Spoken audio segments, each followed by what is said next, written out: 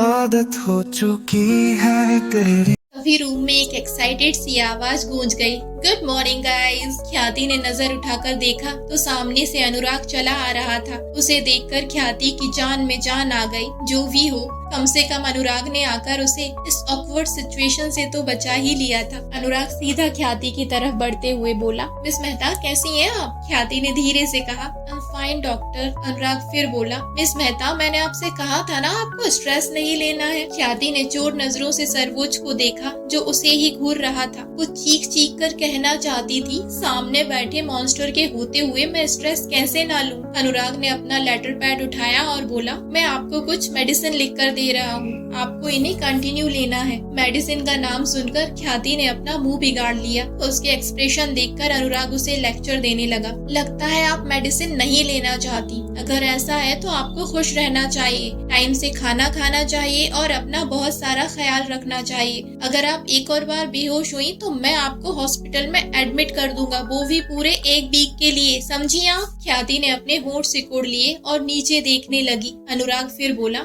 Miss Mehta आप सुन रही हैं या नहीं? ख्याति ने हाँ में अपना सिर हिलाया और हल्की सी स्माइल करते हुए बोली, आप मुझे ख्याति कहिए ना प्लीज। अनुराग की आईब्रो उछल पड़ी और वो चहकते हुए बोला, ओह लगता है उस दिन के प्रपोजल के बारे में सोचा गया है। प्रपोजल वर्ड सुनते ही सर्वोच्च के कान खड़े हो गए और उसकी आईब्रो सिकुड़ गई। उसने घूर कर अनुराग को देखते हुए सोचा, ये किस दिन के प्रपोजल के बारे में बात हो रही है? अनुराग ने फिर से कुछ बोलने के लिए अपना मुंह खोला, लेकिन इससे पहले ही सर्वोच्च की सख्त आवाज रूम में गूंज गई, मुझे लगता है अब तुझे यहाँ से जाना चाहिए। वो बिल्कुल ठीक है, अब तेरी यहाँ कोई जरूरत नहीं है। अनुराग एक सेकंड के लिए ब्लैंक हो गया और उसकी आईब्रो उछल गई। उसने एक नजर सर्वोच्च की तरफ देखा और फिर ख्याति की तरफ देखते हुए बोला, मिस मेहता आई मीन ख्याति, क्या तुम्हें भी कुछ जलने की स्मेल आ रही है? अनुराग इनडायरेक्टली सर्वोच्च को जेलस कह रहा था। ख्याति अनुराग की बातों पर जोर से हंसना चाहती थी, लेकिन सर्वोच्च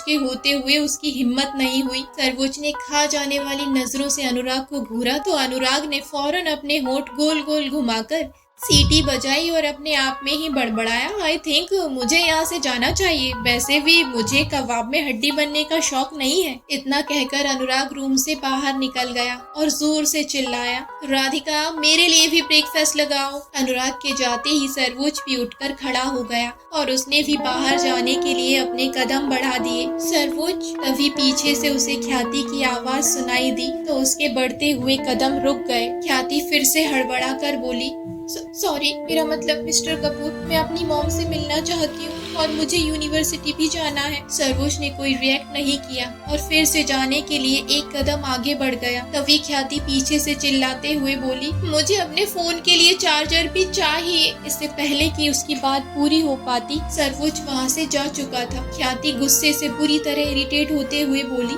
बड़ा आया एटीट्यूड की दुकान, जिस दिन मेरे पास पैसे आए सारे के सारे इसके मुंह पर मारूंगी। ख्याति बेड से उतर गई और अपने रूम में वापस चली गई। उसने शावर लिया और रेडी हो गई। वो इस रेड नाइट गाउन के टुकड़े टुकड़े कर देना चाहती थी। हालांकि वो ये ट्रीटमेंट सर्वोच्च को देना चाहती थी, लेकिन फिलहाल वो सिर्फ नाइट गाउन पर ही अपना गुस्सा निकाल सकती थी। कुछ देर बाद रूम का डोर नॉक हुआ। उसने जैसे ही डोर ओपन किया, सामने राधिका खड़ी थी। उसके हाथों में ट्रे थी जिसमें ब्रेकफास्ट था और साथ में फोन का चार्जर भी था। वो ख्याति को ग्रीट करते हुए बोली, मैडम सर ने कहा है अगर आप अपनी माँ से मिलना चाहती हैं तो रेडी होकर नीचे आ जाइए। राधिका की बात सुनकर ख्याति की खुशी का ठिकाना नहीं था। उसने फौरन चार्जर लेकर अपना मोबाइल चार्जिंग पॉइंट पर लगा दिया। पावर ऑन करते ही सैकड़ों नोटिफिकेशन उसके मोबाइल पर पॉपअप होने लगे। उसने सबको इग्नोर किया और सबसे पहले अपनी प्यारी सी फ्रेंड नूपुर का वॉइस नोट ओपन कर लिया। ख्याति तू कहाँ है यार, तेरा फोन स्विच ऑफ आ रहा है, मैं तेरे लिए बहुत परेशान हूँ। एक सीरियल के लिए ऑडिशन हो रहे हैं, मैं तुझे लिंक भेज रही हूँ, फॉर्म सबमिट कर देना। ख्याति ने लिंक ओपन करके फॉर्म सबमिट कर दिया। उसने ब्रेकफास्ट किया और अपने हीलिंग वॉइस चैनल पर लाइव ऑडियो स्ट्रीमिंग करने बैठ गई। मॉनिटरिंग रूम, सर्वोच्च बेड पर लेटा था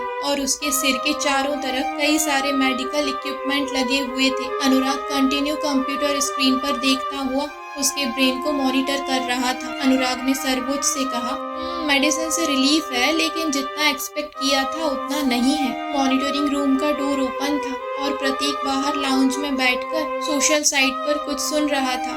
जब वो आवाज सर्वोज के कानों में पड़ी तो उसकी ब्रेन मसल्स रिएक्ट करने लगी। ये सब देखकर अनुराग को बहुत अजीब लगा। उसने फौरन प्रतीक को अंदर बुलाया। प्रतीक ने ऑडियो बंद कर दिया और अंदर आ गया। अनुराग ने नोटिस किया कि जब तक वो आवाज सर्वोज के कानों में पड़ती रही उसकी मसल्स रिलैक्स रहीं और जैसे ही प्रतीक ने उस ऑडियो को बंद किया सर्वोज की ब्रेन मसल्स फिर से पहले की तरह स्ट्रेसफुल हो गईं। अनुराग ने प्रतीक से पूछा, तुम क्या सुन रहे थे? प्रतीक बोला, एक लाइव स्ट्रीमिंग सुन रहा था। अनुराग ने इंटेंशनली वो ऑडियो सर्वोज के कान के पास फिर से प्ले कर दिया। उसे सुनकर सर्वोज के ब्रेन की मसल सच में रिलैक्स होने लगी थी। सर्वोज को इंसोमेनिया था। 17 साल पहले जो हादसा हुआ था उसकी वजह से सर्वोज को नींद नहीं आती थी और पिछले 17 सालों से उसका ट्रीटमेंट चल रहा था। कई सारी कंट्रीज के टॉप डॉक्टर से कंसल्ट करने के बाद भी उसे कोई रिलीफ नहीं मिला। अनुराग डॉक्टर था और उसे वॉइस थेरेपी के बारे में पता था। उसे लगा कि सर्वोज के लिए भी वॉइस थेरेपी का यूज करना चाहिए। कुछ देर और मॉनिटर करने के बाद उसने सर्वोज के चारों तरफ लगे इक्विपमेंट हटा दिए। अनुराग बोला, प्रतीक, हमें उस लाइव स्ट्रीमर की आवाज की जरूरत है। कौन है वो स्ट्रीमर?